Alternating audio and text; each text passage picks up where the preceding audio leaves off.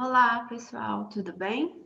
Meu nome é Jaqueline Frônio e estou aqui a convite da equipe do Papo Reto para falar sobre um tema que eu amo e que estudo já há 30 anos, que é o desenvolvimento infantil. Então, para eu falar um pouquinho sobre esse tema, eles me enviaram algumas perguntas. A primeira delas foi: quais são as consequências da não estimulação da criança? Bom, para eu falar sobre isso, eu vou fazer um paralelo sobre o desenvolvimento infantil com uma obra de arte. Toda obra de arte é única e tem sua beleza, mas o que torna uma obra de arte uma obra-prima, normalmente é a complexidade, a riqueza de detalhes e a originalidade dessa obra-prima. Então, imaginemos que quando a pessoa vai pintar, ela só tem à disposição delas 5 cores: preto, branco e as cores primas, que são azul, amarelo e vermelho. Então, ela começa a fazer num quadro branco, por exemplo, a pintura dela. De repente, ela passou, por exemplo, o amarelo e logo na sequência, antes de secar essa parte que ela pintou amarelo, acidentalmente ela passa o azul. E ela vai perceber que então surgiu uma outra cor, que é a cor verde. Então, se a gente pudesse pensar em termos de um paralelo, quando a pessoa começa a fazer a pintura, ela vai começar a perceber que a mistura de algumas cores vai dar tons diferentes, cores diferentes. A forma como ela faz a pincelada vai gerar um efeito diferente, sendo possível para ela conseguir efeitos de profundidade, de maior realismo. Então, essa experiência do pintar é que vai possibilitar livremente para a pessoa que está aprendendo a pintar o que ela tem que fazer para conseguir um determinado resultado que ela quer. E, logicamente, estar com uma pessoa mais experiente que possa ensiná-la, demonstrar como conseguir um determinado efeito, vai ajudá-la, mas ela vai ter que fazer sozinha, ela vai ter que experimentar para aprender realmente como fazer. E assim é o desenvolvimento infantil. Quando a gente nasce com uma base que vai permitir que, quando nós estamos no nosso ambiente, recebendo as informações e estímulos, a gente vai responder a esses estímulos, primeiro com essa nossa bagagem inicial que temos, que normalmente é mais simples, e aos poucos, acidentalmente e através da repetição, a gente vai percebendo novas possibilidades de se movimentar, de interagir, de agir sobre o nosso entorno. Então, de uma certa maneira, é como se a gente nascesse com aquelas 5 possibilidades de cores e aos poucos a gente fosse percebendo, de acordo com as oportunidades que nós temos no ambiente, como usar e como ampliar esse repertório de cores, né? Essa paleta de cores vai se ampliando conforme a gente vai experimentando. Logicamente, então, a gente precisa de um ambiente que dê essas oportunidades para que eu experimente amplamente, livremente, repetidamente. E assim, sucessivamente, eu vou conseguindo construir a minha obra-prima, né? Que é o desenvolvimento infantil, eu enquanto pessoa. Portanto, a pergunta da importância da estimulação, ela tem que ser pensada também em termos assim, ao longo do tempo, né? Então, suponhamos, vamos de novo fazer o paralelo com a pintura. Se eu fizesse aquela mesma mistura do amarelo com azul, mas uma dessas cores estivesse já seca, então eu pintei de azul, esperei secar e depois pintei o amarelo. O efeito não é o mesmo, por exemplo, do que quando eu misturo o azul e o amarelo. Então, essa questão do momento também é importante no desenvolvimento, que são chamados os períodos sensíveis. Não adianta, em determinada fase do desenvolvimento, oferecer as mesmas oportunidades que seriam importantes no momento inicial, onde o cérebro está mais aberto, está mais apto a receber e processar e responder de forma mais adequada a esses estímulos em fases diferentes, em fases posteriores, porque seria como nesse exemplo da tinta. A gente vai ter um efeito interessante, mas não vai ser aquele mesmo efeito. A gente chama, então, isso de período sensível do desenvolvimento ou janelas de oportunidades, que, dependendo da área, logicamente, existe uma idade. Para o desenvolvimento motor, a janela de oportunidades ocorre nos primeiros meses de vida. Para o desenvolvimento cognitivo, essa janela ela é um pouco mais tarde, né? Assim, lógico que desde o começo do desenvolvimento é importante, mas ela vai até uma idade um pouquinho maior, e assim sucessivamente, né? Então, a importância de ter estímulos é que, se eu não tiver essas oportunidades, eu não vou conseguir ter um desenvolvimento do potencial máximo daquela criança que a gente fala.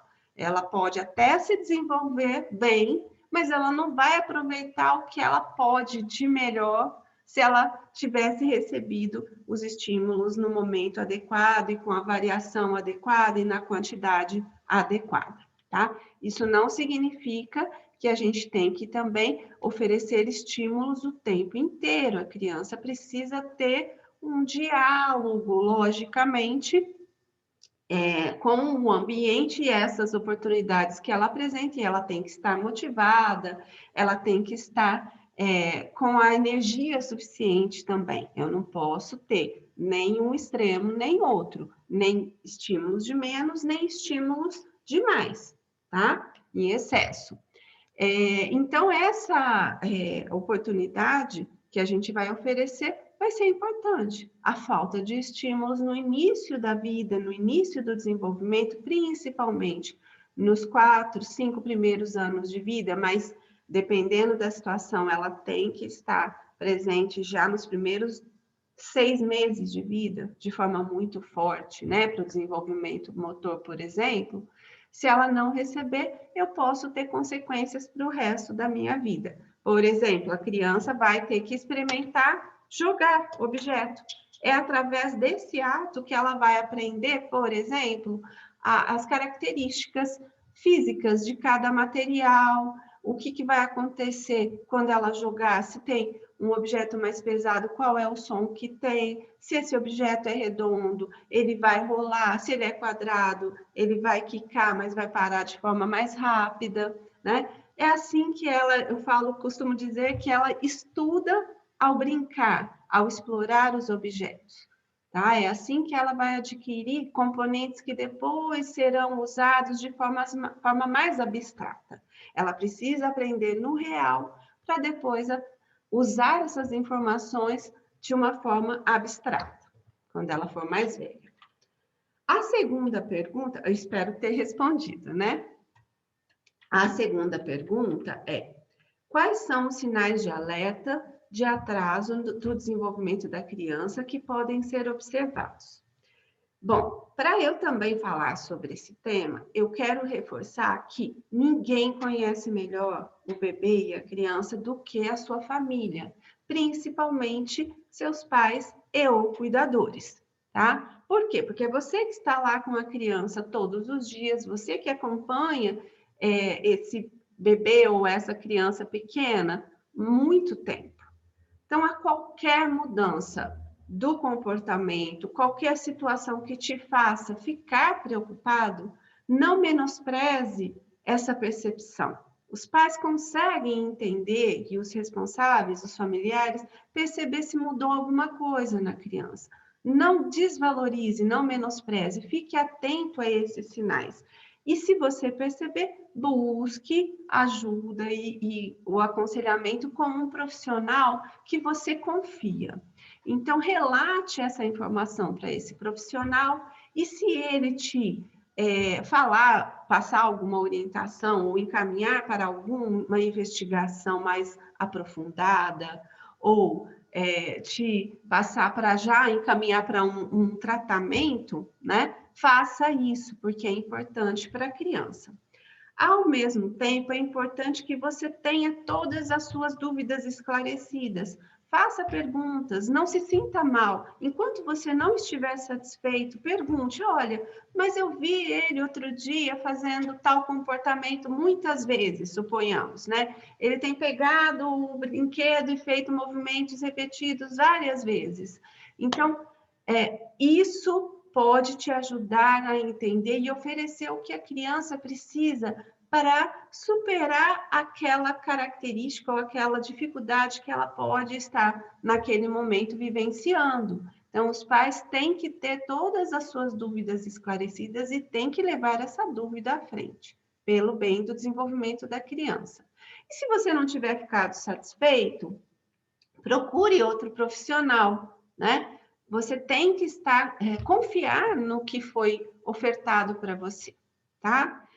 Os profissionais, normalmente, que são mais indicados nessa situação são o pediatra, dependendo se é um bebê prematuro também o neonatologista, o fisioterapeuta pediátrico, ou até mesmo outro profissional da saúde que tenha uma boa experiência com o desenvolvimento infantil, tá? Logicamente que o acesso a esses profissionais pode não ser tão fácil, né, por conta do nosso sistema de saúde. Mas então pode começar conversando com um profissional da unidade básica mais próxima da sua casa e ele vai saber te orientar melhor, se for necessário, o passo seguinte a dar, tá bom?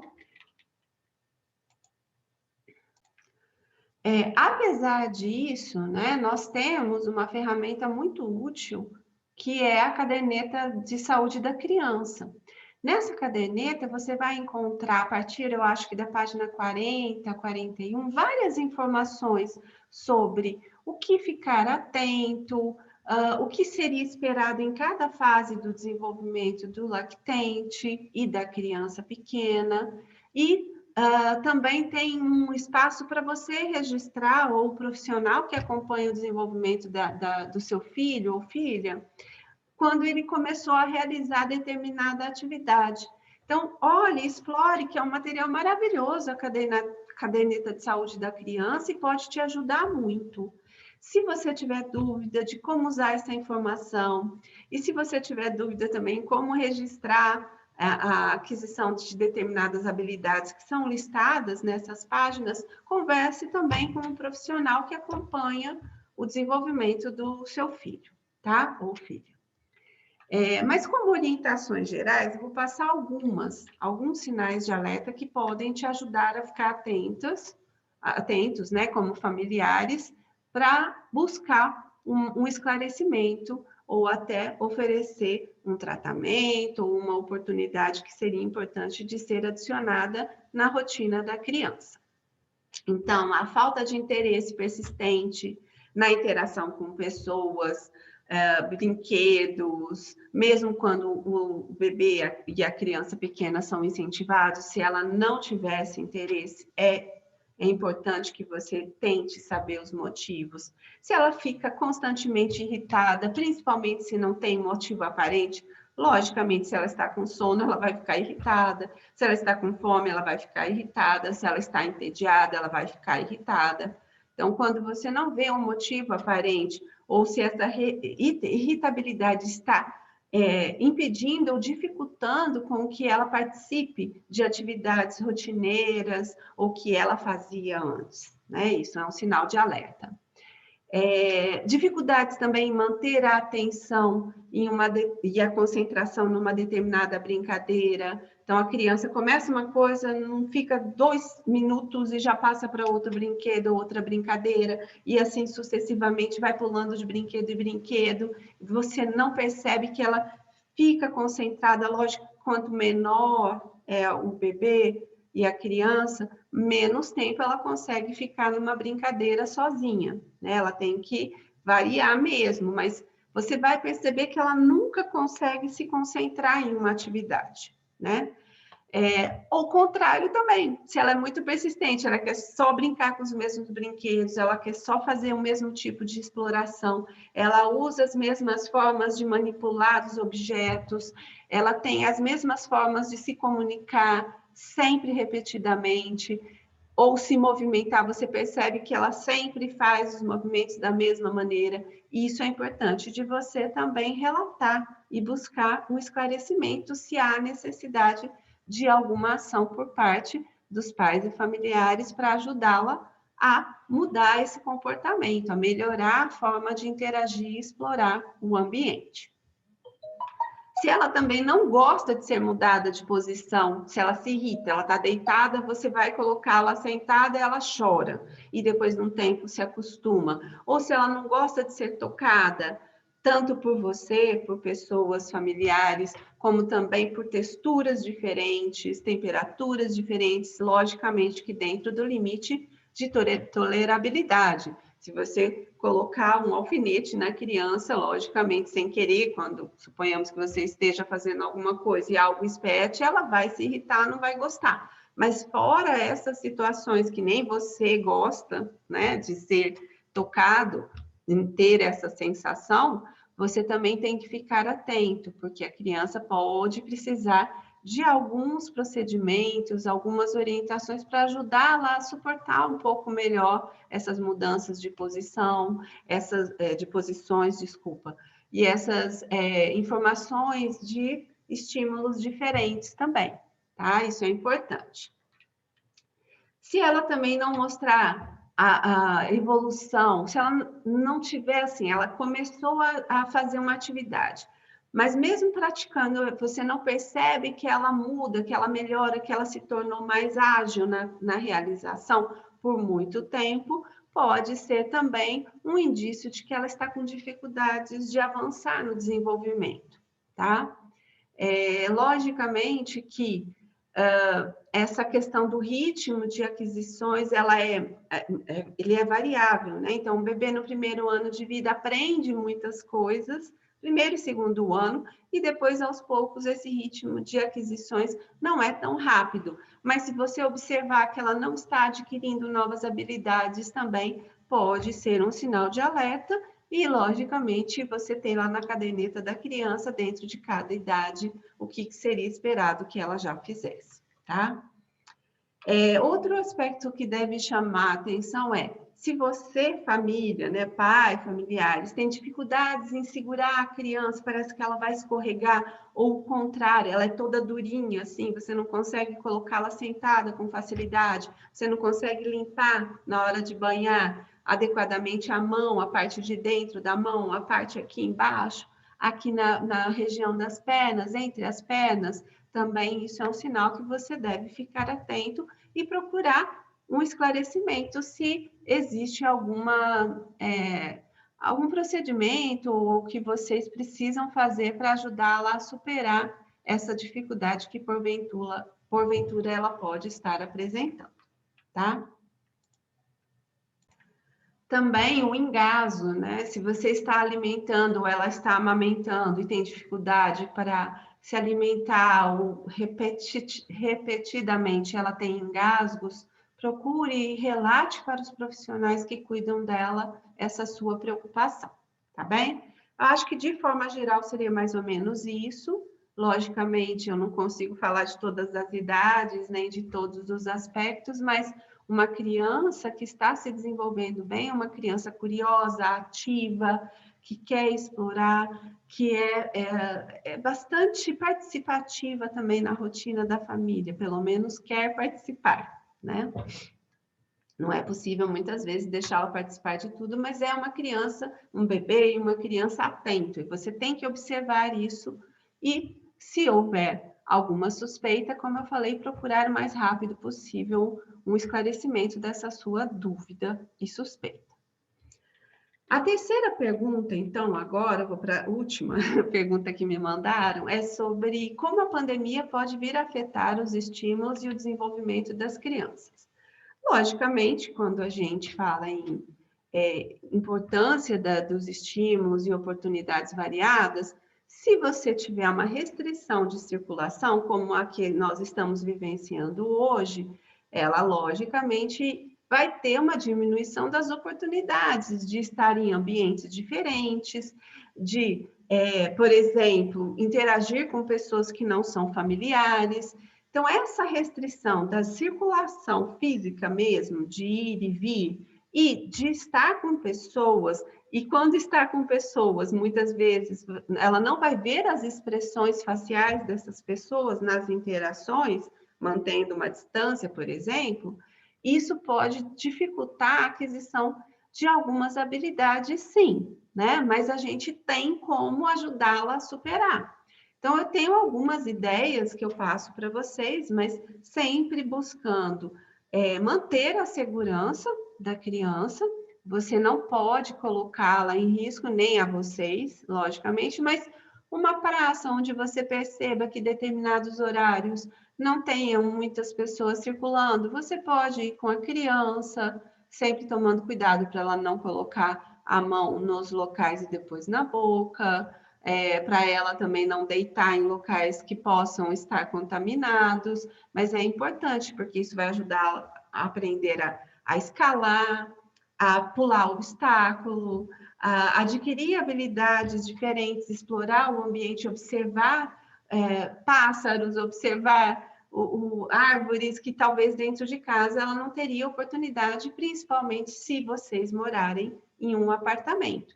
Então, aonde tiver possibilidade com segurança, você tem que manter essa rotina de, pelo menos algumas vezes na semana, levar a criança para esses locais diferentes.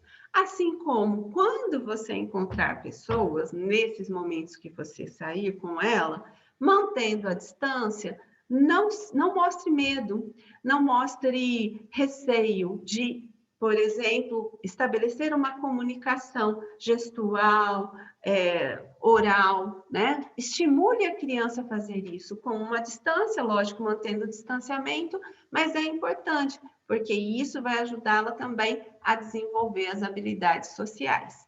E uma forma de você também compensar essa restrição do contato social logicamente, em qualquer época era importante isso, mas agora se torna mais importante ainda. Você ler histórias infantis para ela e caprichar na sua interpretação. Então, nas expressões faciais, quando for falar de um personagem, de uma personagem, interpretar para que ela veja a sua mudança. Se, nossa, ele estava bravo, faça a cara de bravo mesmo, né? Então, tente compensar nesse momento com essas oportunidades de relatar e estar num personagem também, né? Além de ser muito importante, claramente, você ter um momento onde você dedique atenção para a criança.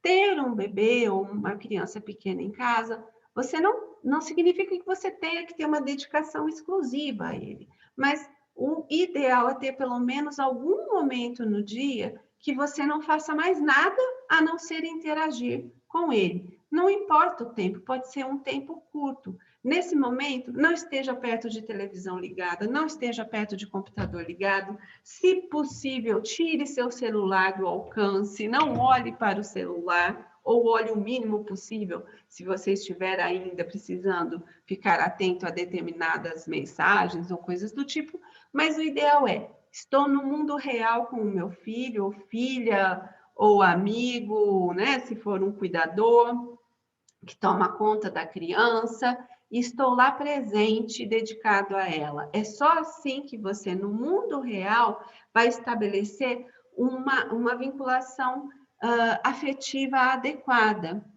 Então, nessa situação, é importante que você proponha atividades que são prazerosas de fazer com os dois, né? Você tem que ter prazer e a criança tem que ter prazer. E essa retroalimentação vai fazer com que você também tenha, né, mais vontade, mais motivação e a criança também. Então, essa é uma das formas importantes da criança aprender. Deixe ela, logicamente, praticar livremente. O ideal é ter um espaço também que não tem problema se ela sujar, por exemplo, que não tem problema se ela derrubar as coisas, os brinquedos, e depois ensina ela, lógico, a recolher, a limpar, dependendo da idade, vai proponha também que ela ajude nessa organização depois do espaço, antes e depois do espaço. Então, tem que ser um momento de interação e experimentação livre. E nessa situação, você pode mostrar o que fazer, como fazer, dar alguns modelos de exploração de objetos, mas ela tem que fazer sozinha, ela tem que tentar, ela tem que experimentar. É pela tentativa e erro que ela vai aprender coisas novas. Ela tem que ser curiosa. Você tem que propor alguns desafios gradativamente, cada vez mais difíceis, logicamente, né? Mas ela tem que ser desafiada, porque isso vai fazê-la evoluir, se desenvolver gradativamente e se tornar uma obra-prima. É isso que a gente quer, que nossos filhos e nossas crianças sejam capazes de resolver problemas sozinhos, capazes de propor soluções, capazes de ter uma iniciativa de interação com pessoas e brinquedos também, ou até de criar brinquedos e brincadeiras. É tudo o que queremos, não é? Eu vou deixar para vocês ali na bio um link de um instrumento que também pode ajudá-los a entender quais os estímulos que são importantes até os 42 meses, tá? Estou à disposição também para qualquer dúvida que vocês tiverem. Eu vou também pedir para o pessoal do Papo Reto colocar alguns contatos onde vocês vão conseguir trazer essas dúvidas para eu ajudá-los a responder e entender um pouco desse universo maravilhoso que é o desenvolvimento infantil, tá bom? Espero que tenham gostado. Muito obrigada pelo convite.